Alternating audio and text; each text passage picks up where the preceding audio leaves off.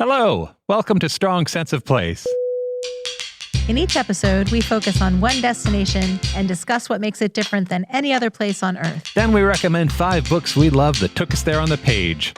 I'm Melissa Joelwan. I'm David Humphreys. We're going around the world, one great read at a time. Thanks for joining us.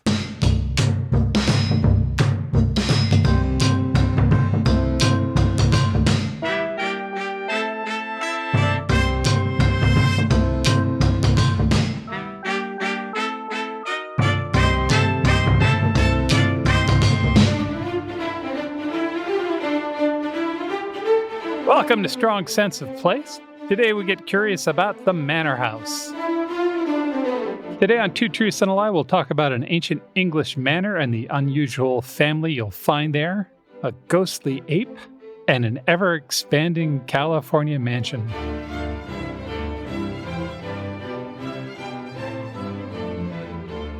And then we'll talk about 5 books we love. One of the books I'm recommending today is a very imaginative retelling of one of the most scandalous court cases in UK history. Wow. I've got a book that combines a crumbling country house, post-war unease, and a narrator who doesn't believe in ghosts until the house convinces him otherwise. But first, Mel's going to get us up to speed with the Manor House 101. I think we can all agree that for most people, home represents comfort, safety, maybe family.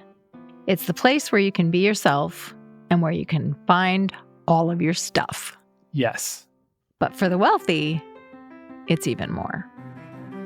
Home is status, reputation, and legacy, and that's especially true in the UK. For hundreds of years, the traditional English manor was more than simply a big house staffed with servants.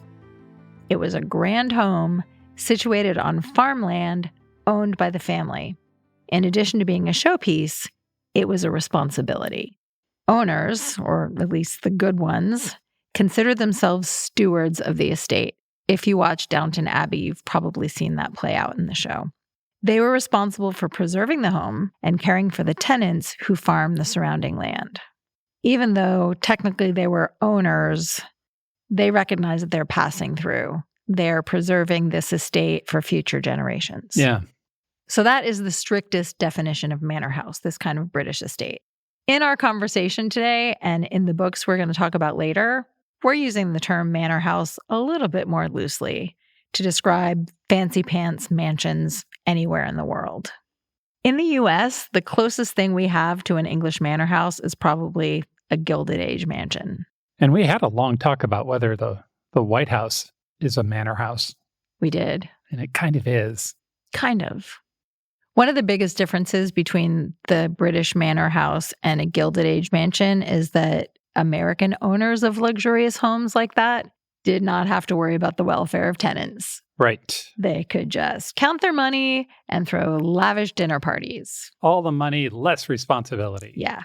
You can find historic mansions like this all over the US. And there's an enclave of very beautiful Gilded Age mansions in Newport, Rhode Island. On the Hearst Castle. In California. Yeah. We've been there. We have. It's on a hill right above the Pacific Ocean, right on Highway 1 there. I mean, the views alone would make it worth living there. Yeah. And the house, it's a compound. Like it's more than one building. Yeah. And it's this Mediterranean revival fantasy. Like it's all marble terraces and tiled fountains and ocean air. And the coast kind of unwinds below you. And inside there's dining rooms and salons and guest houses and this most amazing Roman pool. The pool, indoor pool with beautiful mosaics and statues. It looked like the kind of room where you would have a dinner party with 50 people, but it's a swimming pool. The whole thing together sort of whispers, start a newspaper empire. I would have been a good robber baron, a benevolent robber baron. 100%. Yeah. Let me show you how generous I could be, universe. Make me a billionaire. Exactly. And there were guided tours there full of 1930s gossip about movie stars and politicians. It's all very sort of Citizen Kane. Obviously, There are fancy houses all over Europe. Yeah. Palaces, chateaux, castles, palazzos, villas, that kind of thing. I'm going to put links in show notes to organizations that will help you visit fancy houses in the United States and in Europe. But we're going to focus on English country houses right now. Okay. On the page, especially in classic English literature, the manor house is often used to symbolize a character's status, motivation, and values. A tasteful manor house situated just right in the landscape was shorthand for a person of good character. This was true in real life, and that's why it's documented in classic English literature. That is literally what people thought. If your house is symmetrical and sits on the hill just right, you must be a good person. Like fully a good person? Moral, upstanding, true. Yes. A good person. A gentleman. Okay. So, an example in a book a lot of us have probably read, Pride and Prejudice. Lizzie, Elizabeth Bennet, is convinced she could never, ever care for that rude and prideful Mr. Darcy. Right. Until she tours his estate, Pemberley. When the carriage approaches his estate, she sees this.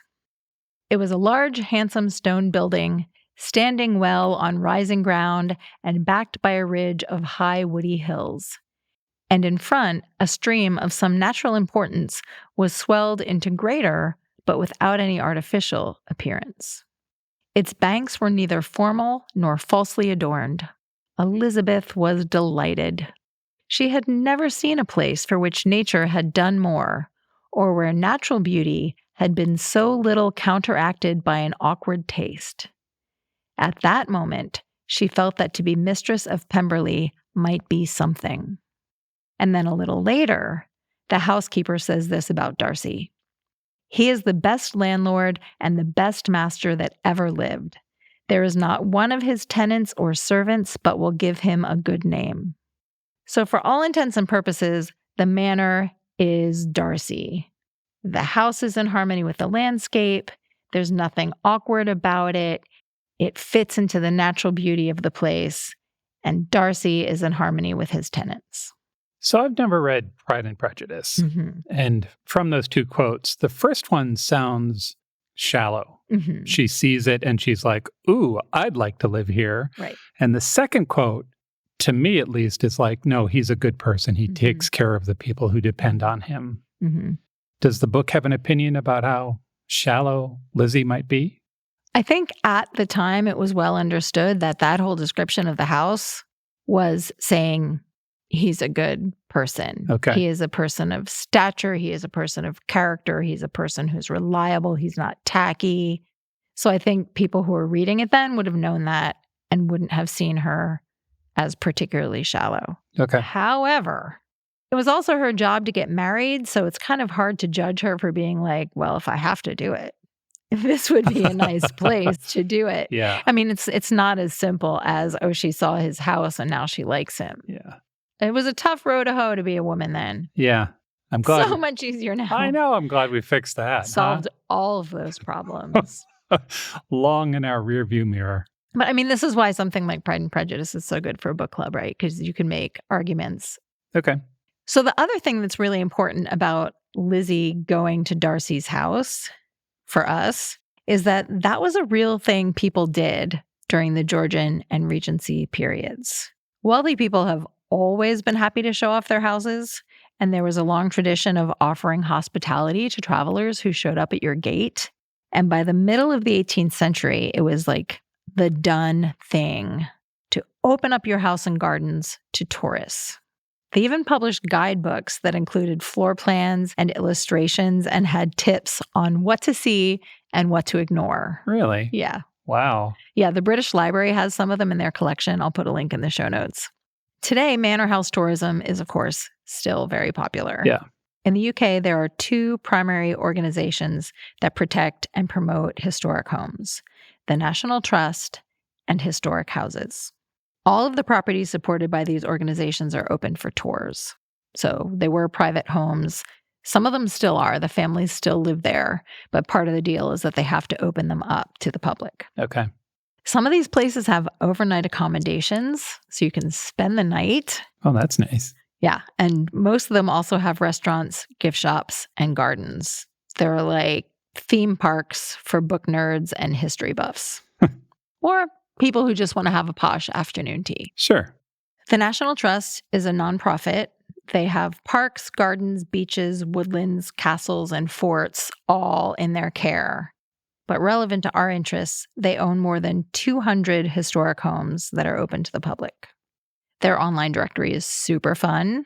You can browse by topics like places with literary connections and most haunted places to visit. Oh, that's fun. So you can sort of set yourself up with a tour around the UK by picking out the houses you want to see. You can. I typed library into the search and got dozens of returns. With pictures? Mm-hmm. Nice. Yeah. The other organization to know about is Historic Houses. That's also a nonprofit. They have 1,600 privately owned houses and castles. Wow. Yeah. On their website, you can browse specifically for homes that allow overnight stays. So you could enjoy a holiday in Hever Castle. That was Anne Boleyn's childhood residence. You could also visit Chawton House, which was the home of Jane Austen's brother. And you can see the reading nook where Jane liked to sit with a book. Nice. Obviously, I want to go to all 1,800 of those houses. Sure. But today, I want to focus on just one, Haddon Hall in Bakewell, Derbyshire. Imagine velvety green rolling hills, scrabbly moors, dramatic stone cliffs, and bubbling streams. It's pretty much the bucolic ideal of what you think of when you think England. Yeah. That's Derbyshire. Okay. It's almost smack in the center of England in a region called the Peak District. The town of Bakewell has been holding a market there since the 14th century. And just 3 miles away is Haddon Hall, which stood on its perch above the River Wye for a good 200 years before the market ever sold its first batch of carrots. Wow. That's fun to think about. So 700 years ago, somebody in that hall was like, new market in town. We must visit. Haddon Hall is a pretty special place. Even the former chairman of the National Trust said it's the most perfect house to survive from the Middle Ages. Wow. Okay. If you've watched the 2005 version of Pride and Prejudice, or The Princess Bride, or The Other Boleyn Girl, or any of the 3 modern adaptations of Jane Eyre, you've seen Haddon Hall. Okay. But for people who haven't, in your imagination, picture a gray stone building sitting on top of a slight slope. Its silhouette against the green grass and the blue sky is very imposing. The shape is a little bit higgledy-piggledy, with turrets and chimneys asymmetrically placed, and battlements that look like square teeth jutting up out of the top. There are arched windows and mullioned windows and ivy climbing up the walls. What's a mullion window? Those are the windows that have the divisions of wrought iron breaking them into little squares. Oh, yeah. The perimeter wall encloses 2 internal courtyards, almost like a fortress. And there are wide stone terraces overlooking the gardens. Inside, the rooms include an aviary, a great hall, a Tudor kitchen that is literally 600 years old, a long gallery, probably used for dancing, and in the northeast corner, the oldest part of the hall, is the Eagle Tower with a spiral stone staircase leading to the top. That sounds nice. It's pretty much the image of a house on the front of a 1960s Gothic novel. Right. The one that the girl is running away from while looking over her shoulder and a single light blazes in the window above. Exactly that. The first owner of Haddon Hall was a Norman knight named William Peveril in 1086. Wow. Yes. Apparently he was good pals with William the Conqueror, but his son was caught up in a plot against King John. Who is King John, you might be wondering, if you're not up on your British monarchs. Or Robin Hood, right? Yes. Yeah. He is the baddie from the legend of Robin Hood. Yeah. The one who's always trying to get more taxes from the poor. Right. Try to live your life in such a way that 1,000 years from now, they're not talking about what an evil, greedy tyrant you were. Boo, King John. Boo. Anyway. Yeah. The Peverils were stripped of Haddon Hall. and it was given to the Vernon family in 1170. Their descendants still own and live at Haddon Hall today. Oh, good for them. Yes. Delightfully, the current owners are Lord and Lady Manners. The manners of the manor house. Yeah. Okay. And their name is associated with a real-life love story to rival Jane Eyre. Really? Yes. What is that love story? In the 1500s, the family seat at Haddon Hall was held by Sir George Vernon. He and his wife had 2 children. Yep. Margaret and Dorothy. Okay. According to legend, the beautiful and amiable Dorothy, at 19 years old, fell in love with a nobleman named John Manners. But theirs was to be a doomed romance. John Manners was a second son. Oh, no. The untitled second son. What could he possibly have to offer? And to make things worse, the Vernons of Haddon Hall were Catholic, and the Manor family was Protestant. Oh, this will never do. One night, at a ball thrown by her father, some versions of the legend say it was her elder sister's wedding, Dorothy slipped out of the crowd, fled through the gardens and down a stone stairway to a footbridge where her beloved John waited for her in the moonlight. They rode away together on his horse and were soon married against her father's will. Scandalous. But it seems her father was a forgiving man. When he died 2 years later, he bequeathed Haddon Hall to his willful daughter, Dorothy. Nice. The small stone bridge where they eloped still crosses the River Wye and now bears her name. Well, that's very nice. Love conquers all. As it should. Even though Haddon Hall is a family home and the family actually lives there, Yeah. it's open to the public for special events and daily tours.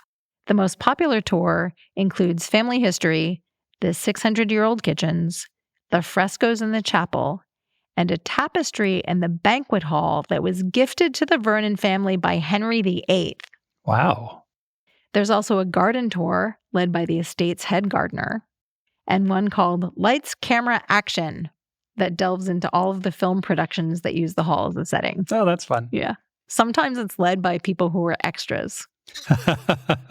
That's great.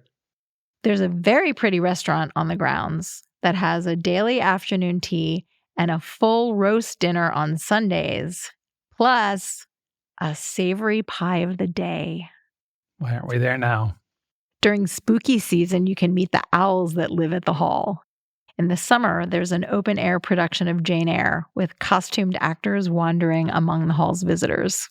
And at Christmas, the place is decked. There are multiple Christmas trees, carols in the corridors, and fires lit in all of the fireplaces. They have candlelit tours in the evening, a special menu at the restaurant, and a market in the courtyard with handmade crafts and hot chocolate, all lit up with fairy lights. That sounds fantastic. That sounds like a really good Christmas trip. Yeah, it really does. I found a video in which the current Lady Manners takes you on a walk through the house and talks about what it's like to live there. It was really cool to hear her, as a person who's currently living in a manor house, talk about the responsibility of stewardship and what they think their job is to sustain this house. I'll put a link to that in show notes. Okay. To wrap up, I want to share a short manor house poem. Writing poems about manor houses was a thing like 200 years ago. Sure, because you got to do something to fill the day while you're traveling from house to house. Well, and it was another positive reflection on the house's owner to have to commission a poem about your manor. Then other people would know what an upstanding citizen you are. This is from a new collection that kind of skewers that tradition a little bit. Okay. The poem is called Castle Howard, and it's by John Betjeman. Castle Howard is a real country home in Yorkshire. It was built in 1699. And John Betjeman was the poet laureate of the UK from 1972 until his death in 1984. And he was known for the sense of nostalgia that he included in his poems. Here's Castle Howard. Stay, traveler. With no irreverent haste, approach the mansion of a man of taste. Here, the proud butler on the steward waits, but shares his mistress at the castle gates. Here 50 damsels list my lady's bells, and a whole parish in one mansion dwells. Chef, housekeeper, and humblest houseboy all, in due gradation of the servants' hall, dependent on the slightest frown or smile of him who holds the earldom of Carlisle. That's awesome. That's the Manor House 101. Are you ready for Two Truths and a Lie? I'm so excited about Two Truths and a Lie today. I am about to say 3 statements. 2 of them are true. Mel doesn't know which one is the lie. Statement number 1. One of the oldest families in Britain to still reside at their original seat, the Fulfords, built their fortune not on land or titles, but by guarding a secret recipe for a sauce made of anchovies and spices, an ancestor of Worcestershire sauce. Statement 2. There is a manor hall in Dorset, England that is said to be haunted by an ape. This third one needs a little setup. The Winchester Mystery House has been called America's strangest mansion. According to legend, Sarah Winchester, heiress to the rifle fortune, kept building non-stop around the clock to appease ghosts. But there's another possible explanation. Here's the statement. Sarah Winchester kept the renovations going, at least in part, so she wouldn't have to entertain house guests. Sarah Winchester, the introvert. Yeah. We've been to the Winchester Mystery House, and I don't know the answer to that one.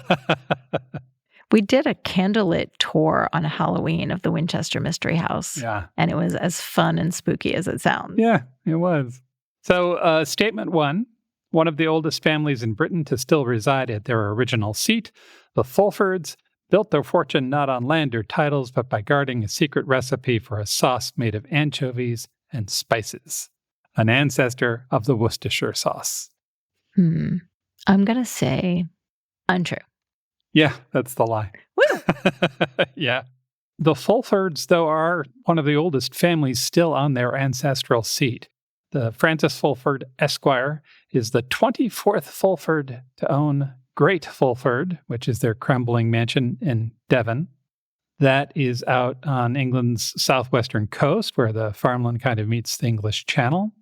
The land was first granted to the family by King Richard the Lionheart just before the year 1200. Wow. Yeah. Almost 1,000 years of ancestors. To put the year 1200 in perspective, that was before England had paper money or forks. Forks? Yeah. Good Lord. Yeah. The Fulfords are famous in Britain for 2 things. First, their house, Great Fulford, which is an 800-year-old manor on a 3,000-acre estate. Second, their spectacular fondness for swearing. Really? Yeah. Channel 4 made a documentary about them in 2004 called The Effin' Fulfords.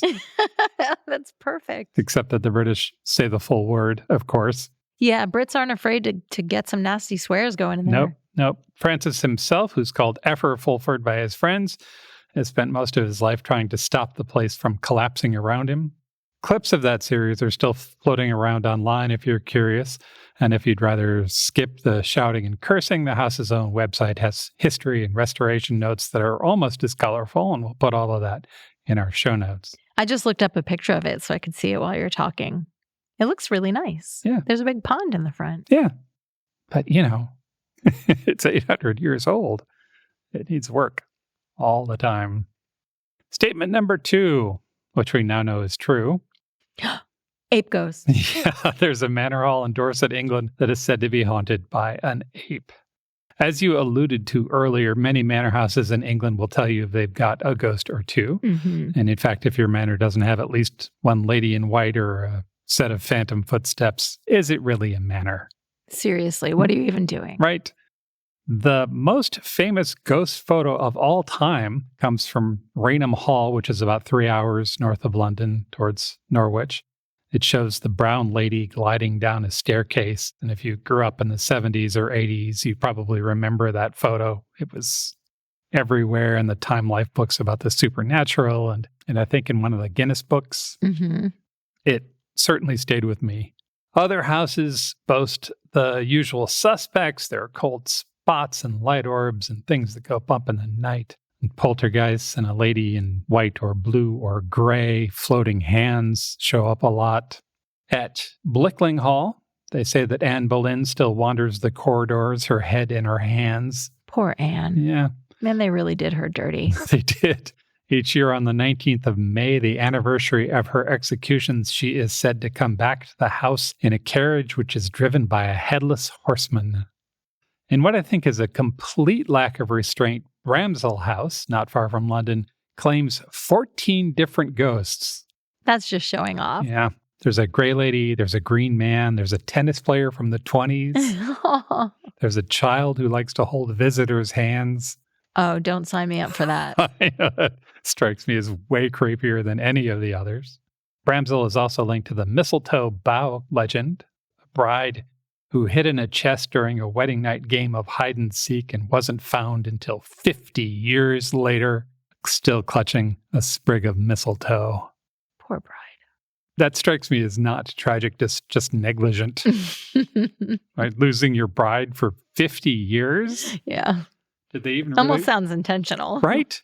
Did they want to find her at all? Was the family like, really, we can manage without her. It's fine. Darkly enough, Bramshill still keeps a chest in the entry hall just to make the story a little tangible. But none of that quite compares to the haunting at Athelhampton House near Dorchester. In addition to their own Grey Lady, they have a hooded priest and they have a ghostly ape. The story goes that a wealthy merchant who lived there in the 1500s kept a pet ape. One day his daughter slipped away into a secret passageway to hide. The ape followed her in. She left. He didn't. Aww. And he got trapped in the halls and starved to death. I gotta say, if I was an ape left in a corridor by myself or a bride who no one found in a chest, I would haunt the place too. Yeah. And now they say his spirit still roams the great chamber. At night you can hear scratching on the wood paneling, the restless ghost of a very unlucky pet. I mean, he kind of got the short end of the stick twice. Presumably, he was kidnapped from a very nice tree home somewhere not anywhere near England. Yeah. Although, he probably got to eat some scones, so. I think it might be irresponsible to leave this particular topic without mentioning infrasound. Infrasound is a very low-frequency sound that humans can't consciously hear but can still physically sense. Mm-hmm. It makes objects and even our own bodies vibrate. Exposure to infrasound has been linked to feelings of unease or dread or sudden chills or even hallucinations because it can trigger the body's fear response without us realizing why. Mm-hmm. That's why researchers sometimes call it the fear frequency. And it's often invoked in explanations of haunted houses or ghostly encounters. It's easy to imagine an old manor groaning out a low note that unsettles the nerves, but it is, of course, far more entertaining to blame it on ghosts. So the last statement, Sarah Winchester kept her renovations going, at least in part, so she wouldn't have to entertain house guests. She is a big introvert. Yeah, some people think that's true now. So let's start with the house. It's a very strange house. The Winchester Mystery House is in San Jose, California, just south of San Francisco. It's one of the most remarkable mansions in America. It is sprawling and twisting. There's more than 160 rooms scattered across 6 acres. It has doors that open into thin air and staircases that lead up into ceilings, windows built into the floor, and corridors that wander around like a labyrinth. For decades, the story has gone like this. Sarah Winchester, the widow to the heir of the Winchester rifle fortune, believed herself cursed by the spirits of all those killed by her family's repeating rifles. To keep the ghosts at bay, she built and kept building this bizarre, unfinished mansion. Work went on for 38 years, 24/7. 24/7. Yeah, hammering and sawing and dust flying until her death in 1922. It is such a good story. There's a fortune built on death and a widow plagued by ghosts from the Wild West and a house that just never ends. Except much of what we know about Sarah Winchester turns out to be more myth than fact. Sarah was born in 1839 in New Haven, Connecticut. She grew up alongside William Wirt Winchester, who was heir to the famous firearms company, and the two fell in love and got married. Their only daughter died in infancy. William himself succumbed to tuberculosis in 1881, leaving Sarah an immense fortune and an almost equally immense grief. Partially on doctor's advice, she left the East Coast and moved to California, and there she bought some of the farmland that would become the Winchester Mystery House. And she did build it, right? She expanded the farmhouse into a mansion and then expanded the mansion again and again. But the question is why? Mm-hmm. The legend says ghosts. The legend says superstition. The legend says a psychic told her to move west to build nonstop to confuse spirits and escape death. But the historians who've looked closely at her life, including Mary Jo Ignoffo, who's an author of a book called Captive of the Labyrinth, they tell a different story. Ignoffo went into the Winchester archives, so letters and receipts and contracts and her household notes and that kind of thing. And what she found was not a woman who was captive to spirits, but a woman who knew exactly what she was doing. Sarah Winchester, it turns out, was a lover of architecture. She read architectural records, she subscribed to design journals, she toured World's Fairs and brought back ideas, stained glass from Tiffany, statuary for the gardens, exotic plants from more than 100 different countries. She built in the eclectic Victorian style of her day, which was full of experimentation and whimsy. But what about those doors to nowhere and the staircases that lead into the ceiling? So many of those are the result of the 1906 San Francisco earthquake, which collapsed 7 stories of the mansion. Wow. Yeah. Sarah chose not to rebuild, which left a semi-ruined, odd-angled house. And the endless renovations, Ignoffo suggests that they may have been less about superstition and more about solitude. In letters to her friend Jenny Bennett, Sarah admitted that she wasn't so situated to receive guests. In other words, the house was always under construction because she didn't want company. Mm-hmm. Building gave her an excuse to keep people away. Ignoffo also points out that the legend of Sarah Winchester was shaped by our own culture. The Winchester rifle had become infamous as the gun that won the West. And as America began to reckon with that violence, Sarah became an easy symbol, a haunted widow racked with guilt. But there is no evidence that Sarah felt that way. Her philanthropy was directed not toward appeasing spirits, but towards fighting tuberculosis, the disease that killed her husband. She quietly gave more than $1 million to fund a tuberculosis hospital in New Haven, money that she donated anonymously. So while the legend tells us Sarah was terrified of death, the reality is that she was fighting it in the most concrete way she could by funding medical care for a disease that had touched her life. So, of course, the myth is hard to resist, right? It is cinematic. There's the story of the haunted mansion built to confuse spirits, and that sells tickets. And that's why the Winchester Mystery House still exists, because an amusement park promoter turned it into a tourist attraction in the 1920s, just shortly after her death. Without the myth that he created, the house probably would have been bulldozed by now. Sure. It would be apartment blocks or something. But in Captive of the Labyrinth, Ignoffo asks us to see Sarah Winchester a little differently, not as a mad widow trapped in her own maze, but as a capable, intelligent woman who lived privately and did what she pleased and used her wealth on her own terms. She built a house the way she wanted to, whether anybody else understood it or not. Sarah Winchester wasn't captive to spirits, she was captive to rumor and to the American public's fondness for a spooky story. We wanted her life to be Gothic horror, but what she actually gave us was a house full of Tiffany glass and rare orchids, and the best excuse in the world not to have house guests. And whatever strangeness the house has says a lot more about us than it does about her.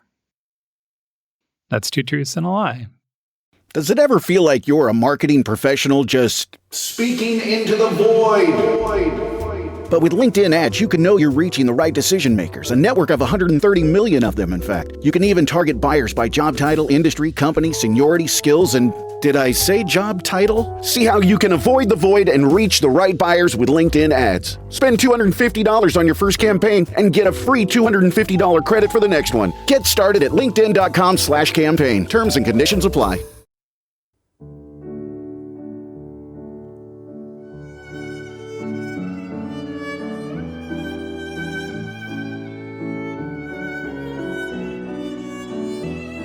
And now, 5 books we love. Book 1. Before I get into my first book recommendation, I'm cheating a little bit. Sure.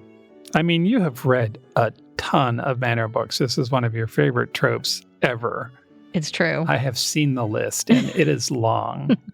We specifically had to talk about books I would cover because you have already read the books that I cover. Yeah.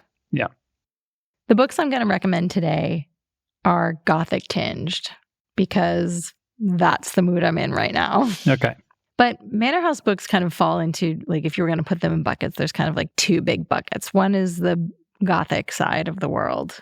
And then the other is life in an English manor, the upstairs, downstairs, particularly life between the 2 world wars is really interesting to writers.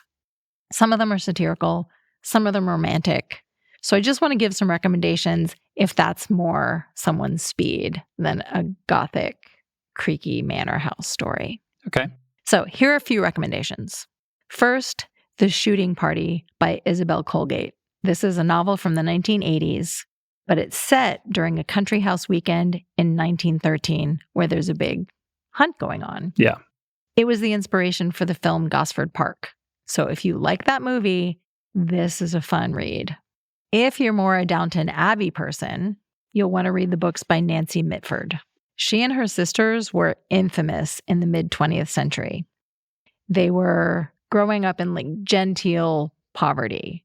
Their family no longer had money, but they still had a title. Right.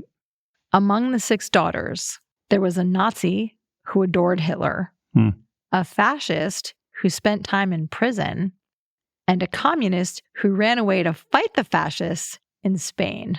Wow. Yeah.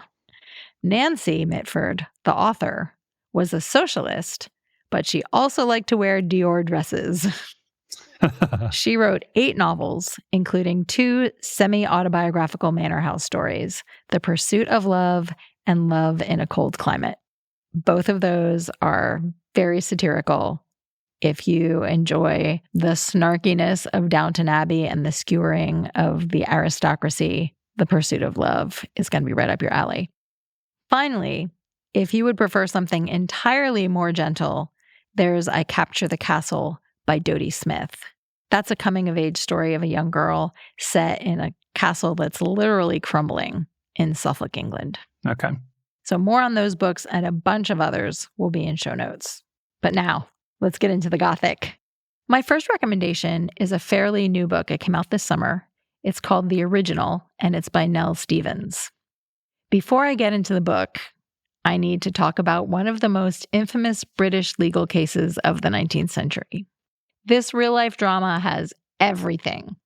A shipwreck, a bereaved mother, a substantial reward, a titled inheritance, a 12th century manor house, and an audacious butcher from Wagga Wagga, Australia.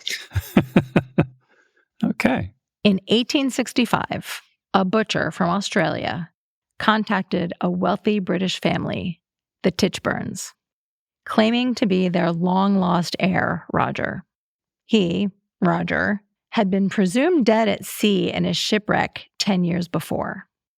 His poor mother had already grieved the loss of her husband and 3 other sons, So she refused to believe that Roger was gone too. Yeah. She offered a reward, and she spent years searching for him all over the globe.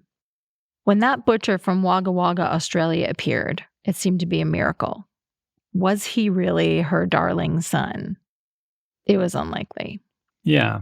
Roger had been very thin. The butcher was fat. Roger was born in France, spoke English with a strong French accent, and had been classically educated, so he knew his Latin from his Greek. He also had a tattoo of a heart, cross, and anchor on his left arm.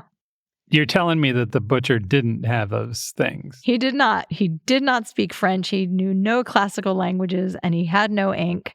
And from all reports, he was a thoroughly unrefined man. How did this possibly get any further than that? Lady Tichborne really wanted him to be Roger. Oh, that's horrible. And a couple of other people in her household believed it too. Most of the people around them were having the reaction you are. Yeah. For years, the is he or isn't he questions swirled around them. And then finally it went to civil court. And that case lasted ages. It captured the imagination of London. It was all over the newspapers. And then in 1874, they finally determined that the butcher was definitely not Roger. That case has inspired all kinds of movies and plays and novels. Zadie Smith had a book come out recently called The Fraud that told another version of that story. But I wanted to talk about the Gothic yumminess of the original by Nell Stevens, which is inspired by the Tichborne case and kind of uses it as invisible scaffolding in her story to talk about identity, class, the desire to belong, and the power of art. It's 1899. Our heroine and narrator is 12-year-old Grace. She's an odd sort of orphan. Both of her parents have been committed to a mental hospital, and she has been reluctantly taken in by her aunt, cold and judgmental, and her uncle, an uncultured oaf. Grace is feisty and misunderstood. The Gothic atmosphere is very pleasantly thick. There's also a mischievousness in the writing that I really loved. I want to read you a bit that's a good introduction to Grace. The narrator, Grace. The narrator. At my parents' house, I had spoken to everyone in the same manner. My parents, the same as the vicar, the same as the maid, the same as the rag and bone men.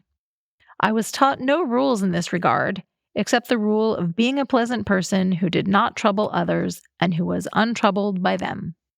I had not known, before I moved to Inderwick Hall, that to see the family lawyer emerge from a consultation with my aunt and say, "Why are you so sweaty? Have you been running, or are you sick?" would be considered an affront. Grace's only ally in the household is her cousin Charles, 5 years her senior. He's a charmer and a little bit of a rascal. He pays the chambermaids to pose nude for paintings. Oh. And he reads pornography in church.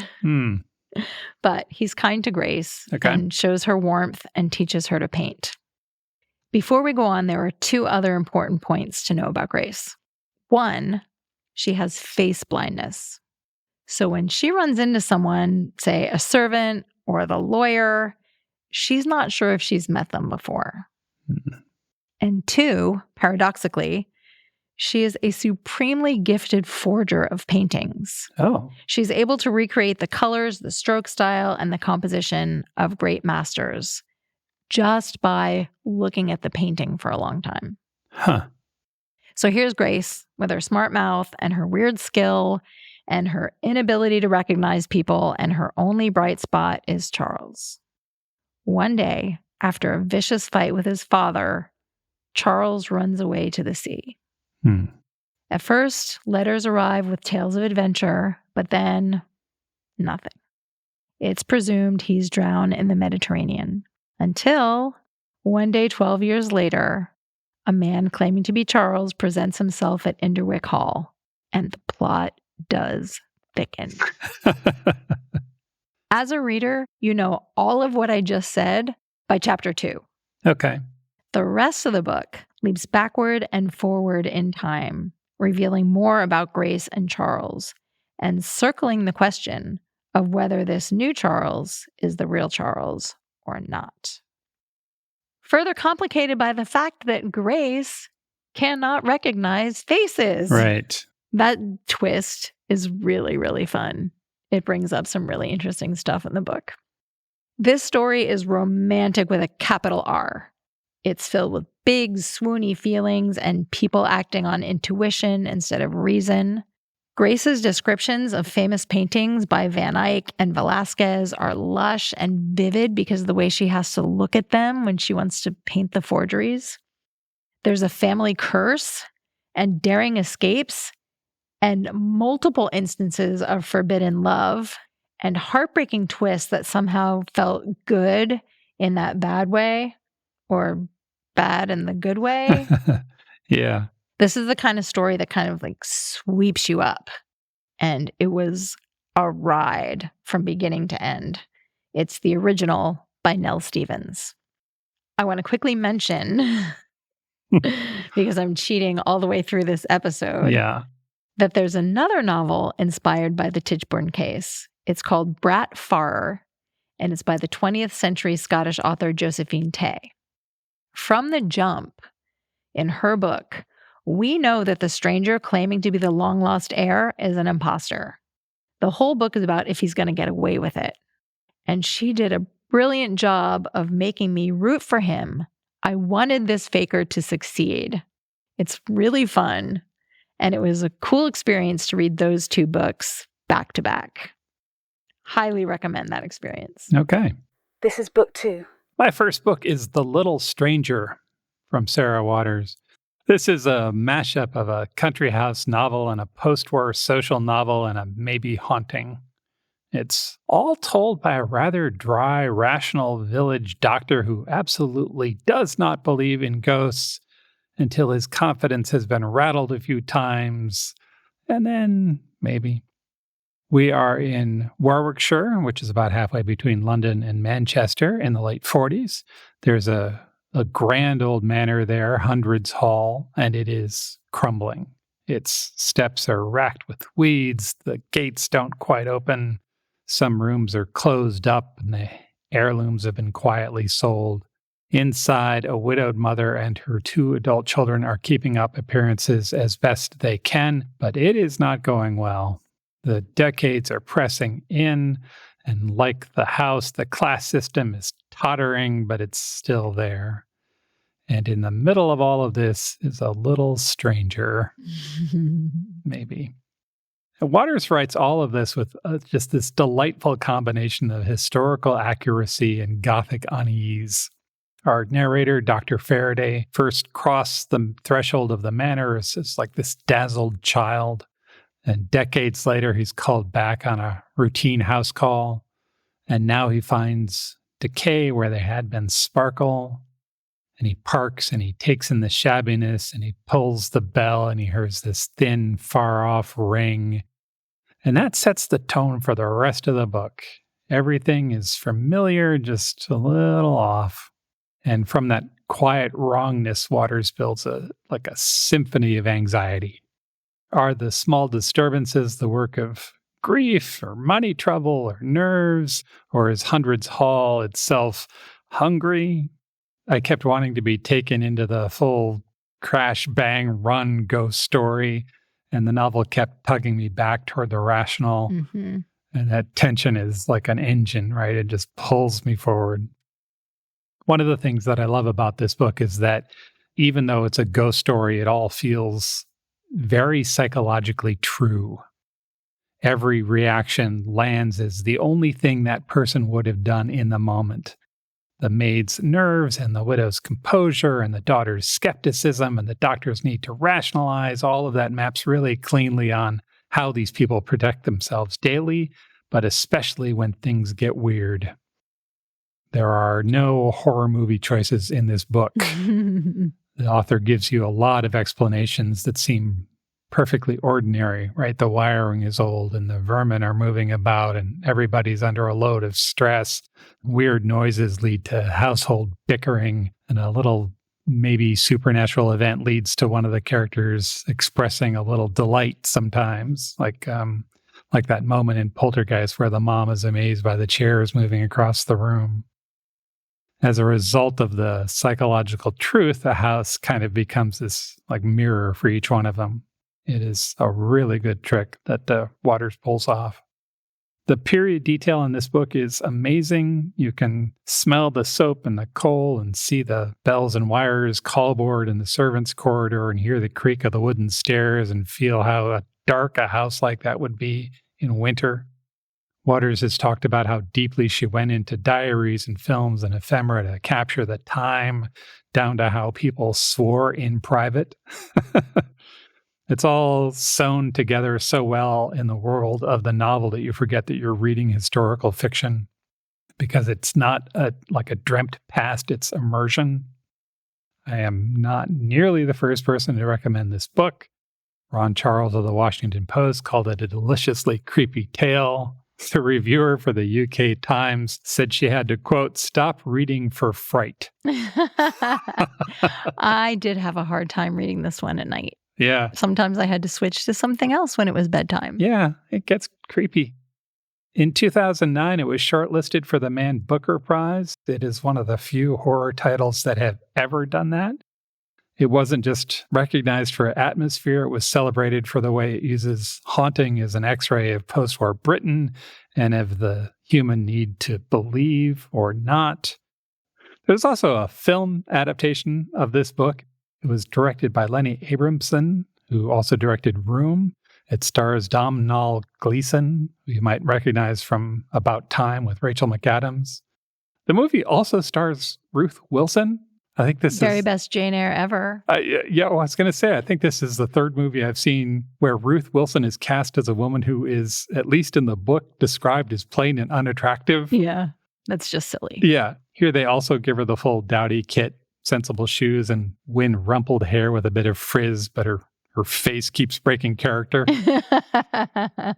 So this is a curl-up and lean-forward book. It invites you to be a skeptic and a believer at the same time. One last thing I wanted to mention. As you may know, we're quietly moonlighting as a bookish travel agency, and our first stop is Wales this October, coming right up. We are having 2 weekends at Trevor Hall. There's a book club each weekend, and when we asked our guests to choose, they picked The Little Stranger, which means we'll be talking about a haunted country house inside a country house. On the afternoon of the day, we're having a seance at night. Yeah. Yep. I keep saying I'm sure it'll be fine and then laughing a little too loudly. If this sounds like your idea of a good time, get on our Substack, or even better, join our Patreon so you're first in line for future trips. Details will be in the show notes. That was The Little Stranger by Sarah Waters. Now, book 3.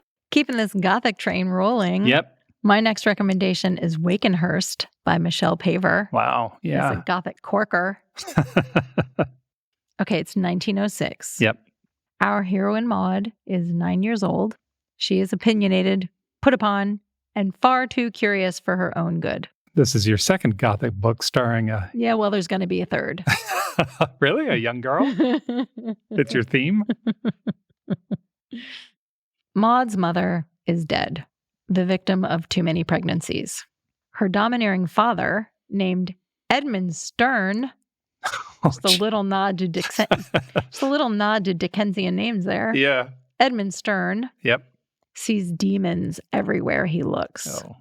So poor little Maud lives with her 2 brothers, who she barely tolerates, a slew of servants, and her horrible father at Wake's End, an Edwardian mansion that sits on the edge of a wild fen. What's a wild fen? In the eastern part of England. Sounds like a good time. We got together and we had a wild fen. Yeah. It's not that. Oh. Marshlands. Oh. Fens are marshlands in eastern England. A lot of peat. Sometimes they're bordered by ancient woodlands. They are rich with folktales. I was going to say a place to get rid of a body. Yeah. So there's the Lantern Man, a ghost who lures victims to their death in a bed of reeds. There's a phantom black dog called the Black Shuck. The images of the Black Shuck, amazing. I'll put it in show notes. The shuck shook you? The shuck shook me. Mm. And the ghosts of Roman soldiers. Oh, sure. Yeah. So it's a creepy place. Okay. Maud loves the fens. Always endearing when somebody loves the fens. She loves the wilderness and the chance for adventure and the animals who live there. To her, it's a magical realm. Okay. Her dad, he hates the fen. I'm getting a distinctly Wednesday Addams vibe from our girl. She is like Wednesday Addams, Alice in Wonderland, and Jane Eyre all threaded together. Nice. Yeah, she's great. He hates the fen so much, he forbids his children to enter it, and every window on the side of the house that overlooks the fen must be kept shut, always. Hmm. He also has a debilitating fear of eels. The house, Wake's End, and the fen are characters in this story. They influence the action over and over. Here's how Maud describes the house. She always liked how Wake's End looked from the outside. Its bumpy roofs were splashed with orange lichen, and its dormer windows poking from the attics looked like eyebrows over its shaggy green ivy-clad fence. The ivy kept Maud safe. And now she befriended the creatures that lived in it. Wasps, spiders, whole families of sparrows. She would lie in bed, watching the rustly green light filter through the leaves and listening to magpies stomping about on the roof. The old house was home to thousands of wild creatures. She's adorable. Yep. She's not shaking my Wednesday Addams vibes. To the outside world, her father Edmund is a revered historian. But we know, and Maud knows the truth. He's petty, judgmental tyrant with irrational rules. Mm. His rules include never running in the garden, always being silent downstairs, and no animals in the house. The servants are instructed to drown any cats found on the property. Oh, geez. I mean, he's the worst bad guy. Yeah. Maud skirts this restriction about the animals by developing warm feelings for the taxidermied bats that are kept under a glass dome in her father's study. And one day, she rescues an injured magpie, nurses him back to health, dubs him Chatterpie, and feeds him outside her window every day. Chatterpie is a good name. Yeah.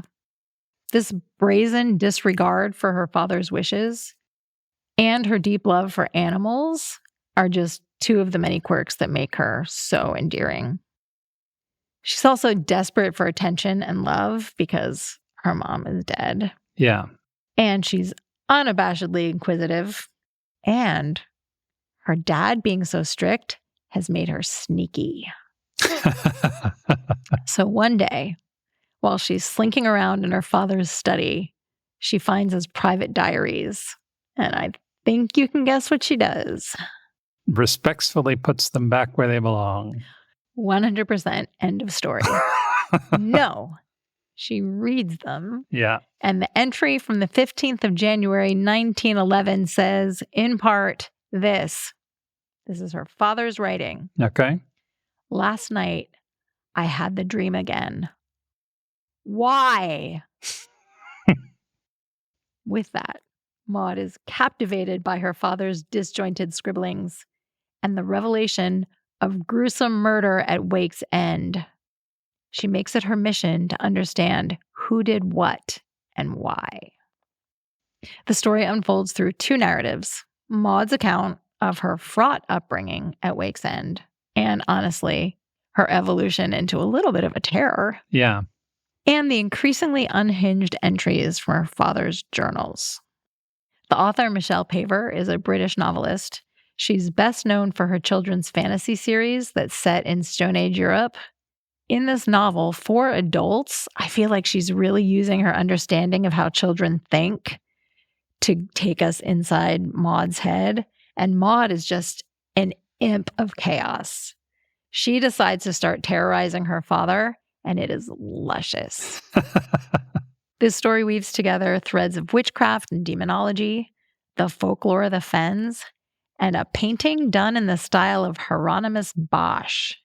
It's described as depicting tiny malevolent faces that were painted in such obsessive detail they could be alive. Whoa. Yeah, the painting also has a major role to play in the plot. On the surface, like The Little Stranger, you could just read this as a dark tale of suspense and family secrets and hauntings, both psychological and maybe ghostly. Right. But it also has a strong point of view on the downside of living in an Edwardian-era manor house. Specifically, the classism and entitlement of the aristocracy, particularly the men in the aristocracy, the hypocrisy of overly pious people, and the lousy lot endured by women and the working class. But she's not hitting you over the head with that. It's all kind of emerging through Maud's perspective and the things happening around her. Yeah. Basically, it's a lot of fun if you find a sense of creeping dread to be fun. And Maud is hilarious. That sounds really good. It's so good. Michelle Paver is so good at unsettling details. You can hear the scratching in the walls and smell the damp decay of the fen that permeates every room of the manor. It's very disquieting. And the resolution of the story is very satisfying. And Maud is just ungovernable. She's awesome. That's Wakenhurst by Michelle Paver.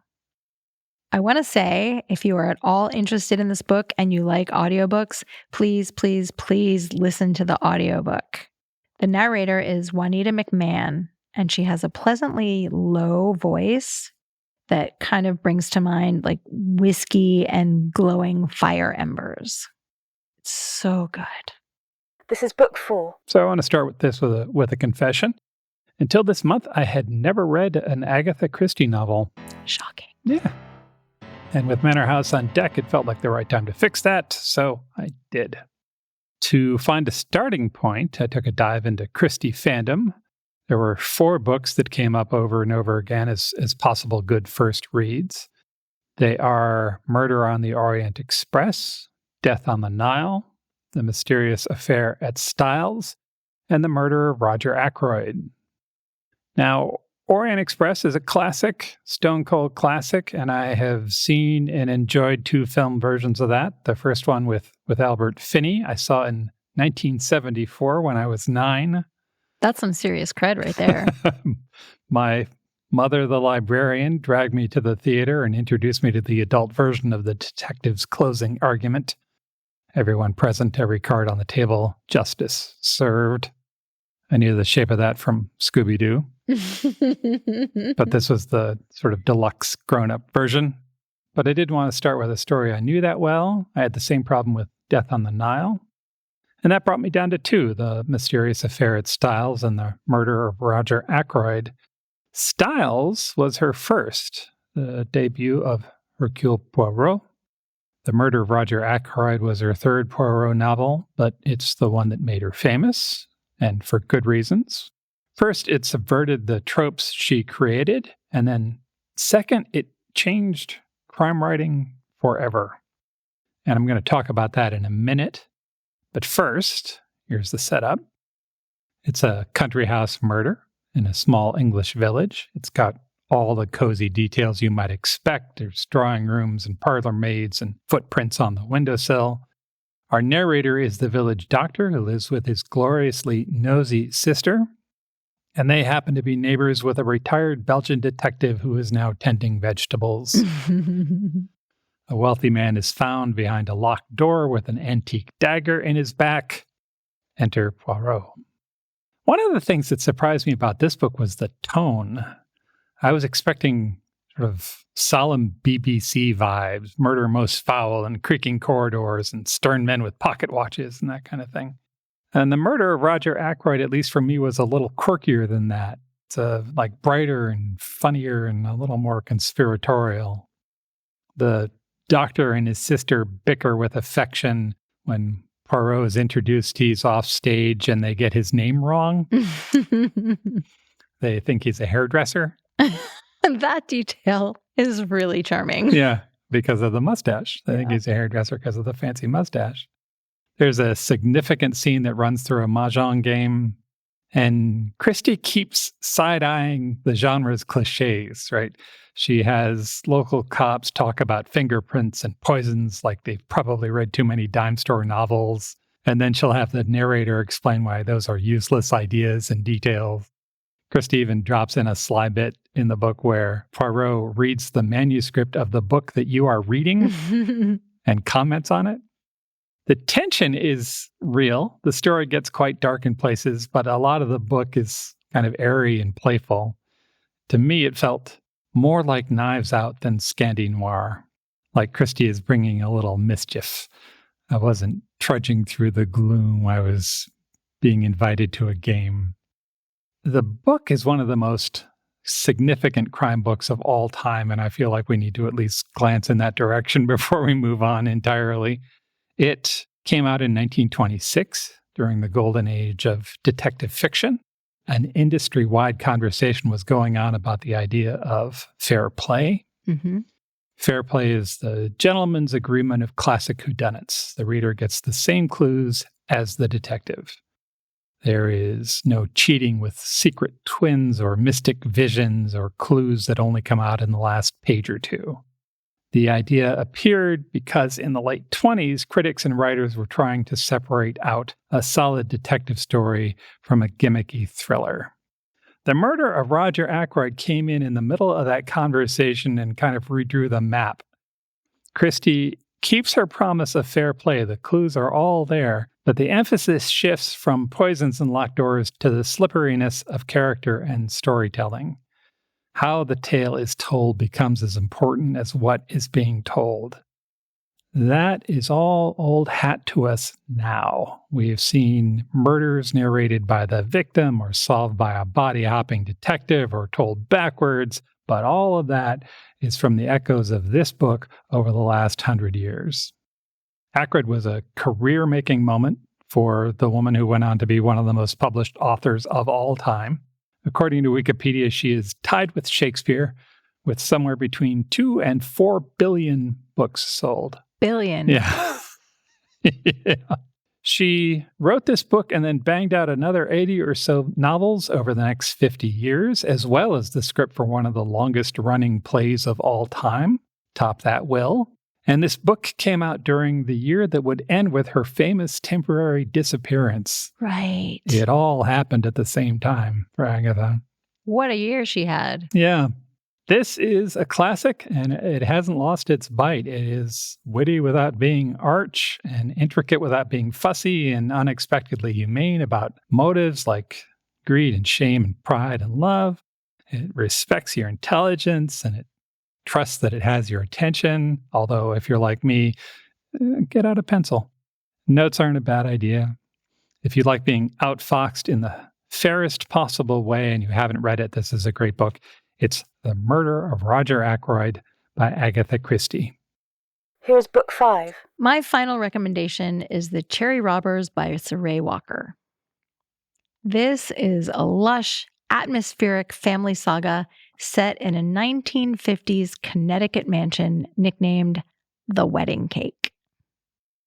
I want to describe this book as Americana Gothic. Okay. Can I make that up? Sure. I already made up Sunny Gothic. I think you're free to do whatever you want to. Okay, this is Americana Gothic. Okay. It's got all the yummy tropes of a traditional Gothic novel, but it uses them to tell an entirely American story.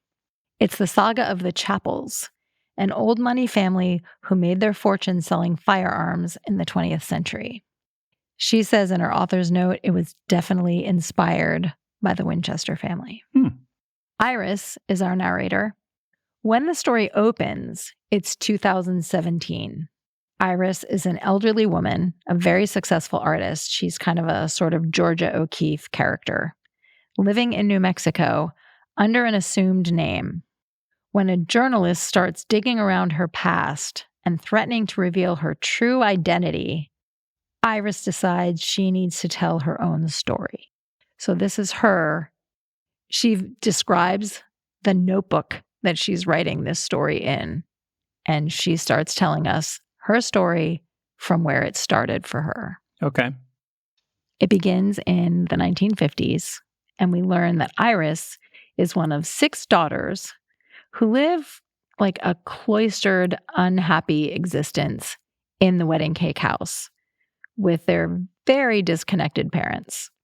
Their father is the definition of stodgy patriarchy. He's more interested in work than spending any time with this household of women. Yeah. And their mother drifts in and out of reality, convinced that the house is haunted by the ghosts of victims of chapel weapons. That does sound familiar. Mm-hmm. And we know right from the beginning that Iris has survived some kind of trauma. People don't reinvent themselves for no reason. And on page 17, very early in the book, we get the setup for the whole story. Here's Iris to explain. Okay. Later, once the tragedies began to happen, one after another, the children in the village made up a rhyme about us. That's a great sentence right there. The Chapel sisters. First they get married, then they get buried. It didn't help matters that we lived in an enormous Victorian house that looked like a wedding cake. If this were a novel, that detail would push the boundaries of believability. But that's what our house looked like, and I can't change reality.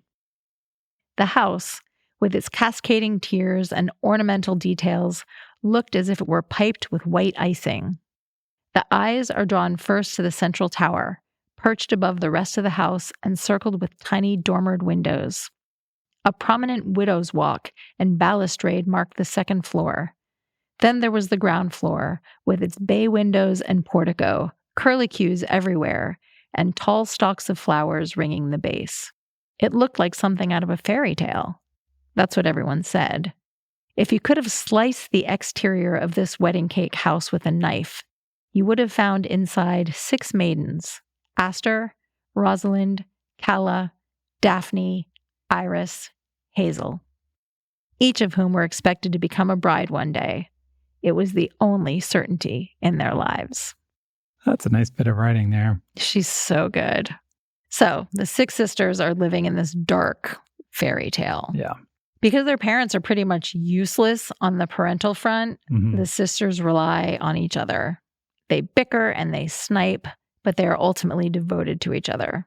They spend lazy summer days together, reading Tennyson, walking in the woods, painting their fingernails, daydreaming about the men that might marry them and take them away from the oppressiveness of the wedding cake. Aster, she's the eldest, is the first to fall in love, and she is soon engaged to the heir of a steel magnate. As the wedding approaches, gifts are piling up in the library. There's the wedding favors and place cards, stacks of the newlyweds' china, and her dress. The pristine white silk wedding dress. Iris calls it the headless bride. One night, a week before the wedding, at an ill-fated family dinner, the girl's mother, Belinda, mutters in a dreamy, frightened voice that something terrible is going to happen if Aster gets married. That doesn't seem like a good thing to say at your daughter's wedding. And then it does. Aster dies shortly after her wedding, and so do the other sisters, one by one, victims of a family curse. So the one by one they get married and then die. Okay. Iris is narrating the story, so we know the curse hasn't gotten her. Why? Why has she survived the curse? The answer to that and other mysteries is slowly revealed. Saray Walker is a tremendous writer. She delicately weaves female rage into this lyrical ghost story. There are literary references aplenty, both overt and subtle. One of the sisters routinely quotes Tennyson's poem, The Lady of Shalott, which is about a princess stranded in a tower. The title of the book, Cherry Robbers, is taken from a poem by D.H. Lawrence. The claustrophobia of the wedding cake reminded me of Wuthering Heights, because Emily Brontë just, if you asked me to describe that novel in one word, it would be claustrophobia. Yeah. Oppression. The family trauma and the sisters stepping in as parents to each other felt like an homage to We've Always Lived in the Castle by Shirley Jackson. And the girl's mother, Belinda, is a 1950s version of Jane Eyre's Madwoman in the Attic.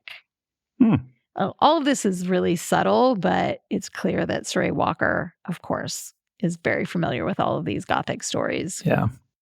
The sentences, as you heard in that little bit I read, are glorious on the page. But again, I have to recommend the audiobook. It's narrated by January Lavoie, and her voice, it sounds like the way honey and butter taste on a warm biscuit. Little synesthesia there. And then when the moment requires it, she adds a hint of dread, like a little pinch of salt.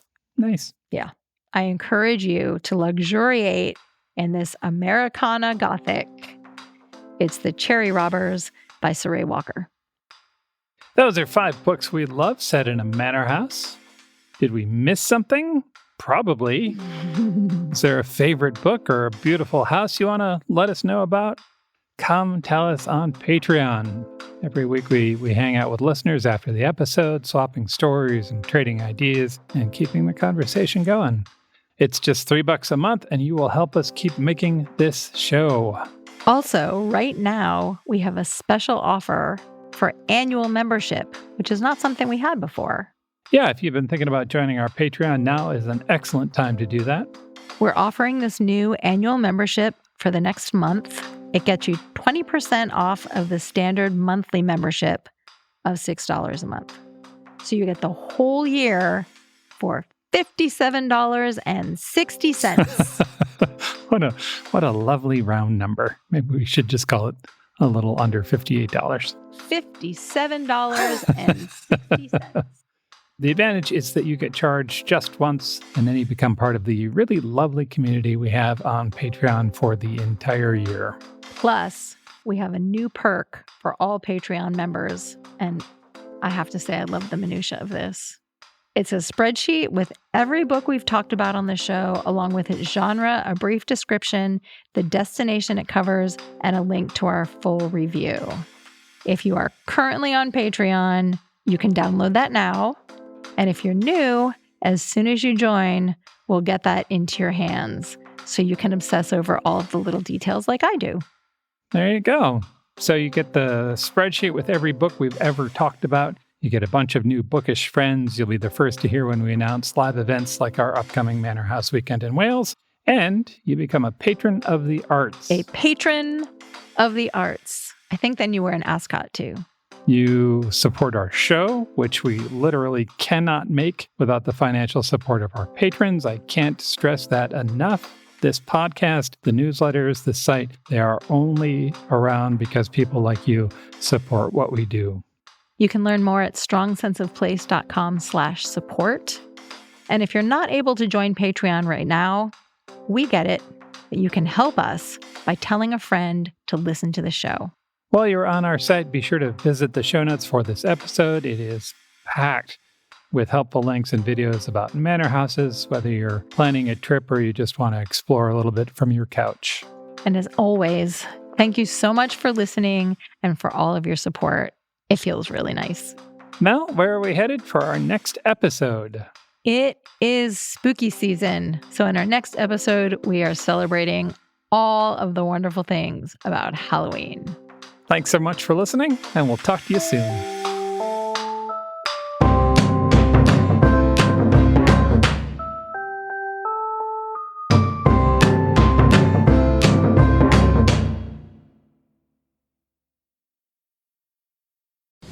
ABC Wednesday, Shifting Gears is back. He has arisen. Tim Allen and Kat Dennings return in television's #1 new comedy. What? With a star-studded premiere including Jenna Elfman, Nancy Travis, and... Hey, buddy! a big home improvement reunion. Welcome. Oh, boy. That guy's a tool. Shifting Gears, season premiere Wednesday, 8/7 Central on ABC, and stream on Hulu.